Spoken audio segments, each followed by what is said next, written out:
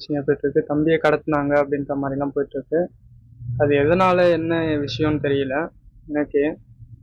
ஜெகன்மூர்த்தி ஐயா, அப்புறம் ஏடிஜிபி அவங்க அந்த சாரோட கார் வந்திருக்குன்னு சொல்றாங்க.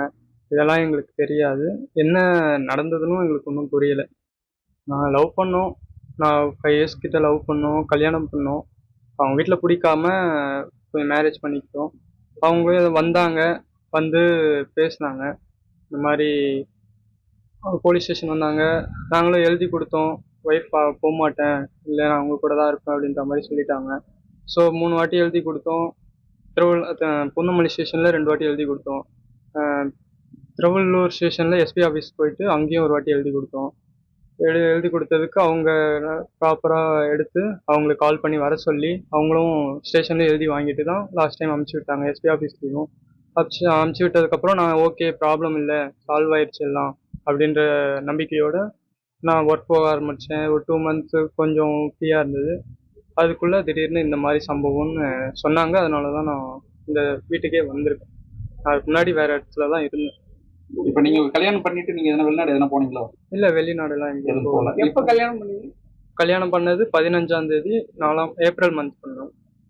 இப்ப அதுக்கப்புறமா இப்ப உங்க தம்பியை கடத்தினாங்கன்றது ஒரு சம்பவம் உண்மையா? கடத்துனாங்கன்றது அதுதான் இவங்க சைடுல தான் அவங்க அப்பா சைடுன்றது தெரிஞ்சதுனால நாங்க ஓகே அவரு பேசுனாங்க இருந்தாங்கன்ற மாதிரி சொன்னாரு தம்பி. சரி ஓகே அவரு தானே பண்ணிட்டாங்க. இல்ல கேஸ் கொடுத்தோம். மறுநாள் காலையில கேஸ் கொடுத்தோம். அவங்க ஒய்ஃப் என்ன சொல்லிட்டாங்க, இல்ல அவருக்கு நிறைய மரியாதை இருக்கு, இது மாதிரி அவர் கேஸ்லாம் வாங்கிட்டு உள்ள போனான்னா பிரச்சனையாயிரும் அப்படின்ற மாதிரி அவங்க கொஞ்சம் பயந்துட்டாங்க. அவங்க இல்லாம போய் பழகணும், எப்படி இருந்தாலும் பார்க்கணும் அவங்க இன்னொரு வாட்டி.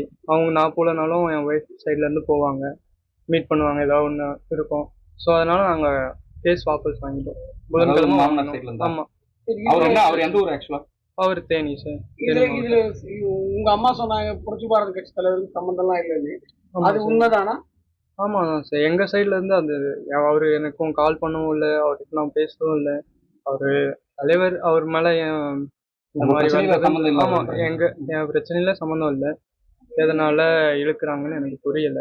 எங்க சைட்ல இருந்து எந்த ஒரு பிரச்சனையும் இல்லை. நாங்களும் எழுதி கொடுக்கல. 4 இயர்ஸா இவங்களை எனக்கு தெரியும். நாங்கள் 5 இயர்ஸாக லவ் பண்ணிட்டு இருந்தோம். 1 இயராக ஃப்ரெண்ட்ஸாகவும் இருந்தோம். ஸோ வந்துட்டு வீட்டில் தெரிஞ்சிச்சு அப்படின்றனால நான் கல்யாணம் பண்ணிக்கிட்டேன். இப்போ வந்துட்டு 3 தடவை ஸ்டேட்மெண்ட் கேட்டாங்க. வீட்டிலேருந்து ஸ்டேட்மெண்ட் கேட்டாங்க போலீஸ் ஸ்டேஷனில். 3 தடவை ஸ்டேட்மெண்ட்டும் எழுதி கொடுத்துட்டோம். அப்புறம் திரும்பி உங்கள் தம்பியை தூக்கிட்டு போயிட்டு கொஞ்சம் காம்ப்ரமைஸ் பேசணும்னு சொல்லிட்டு பிரச்சனை பண்ணாங்க. அது என்னன்னு தெரியல. அம்மா பதட்டத்தில் அந்த மாதிரி கால் பண்ணி இந்த மாதிரி போலீஸ்க்கு இன்ஃபார்ம் பண்ணோடனே அது கொஞ்சம் கேஸ் ஆகிடுச்சு. இப்போ வந்துட்டு சரி ஓகே அவங்க தான் தெரிஞ்சிச்சு காம்ப்ரமைஸாக போகணும் அப்படின்னு சொல்லிட்டு. எங்கள் அப்பான்னு தெரிஞ்ச முன்னாடி காம்ப்ரமைஸாக போகணுன்னு சொல்லிட்டு நாங்கள் கேஸ் வாபஸ் வாங்கிட்டோம். அதுக்கப்புறம் யாரோ இந்த மாதிரி ஏடிஜிபியோட கார் வந்துச்சுன்னு சொன்னாங்க. அதுக்கப்புறம் ஜெகன்மூர்த்தி ஐயா பேர் சொன்னாங்க. அது எங்களுக்கு என்னன்னே புரியலை.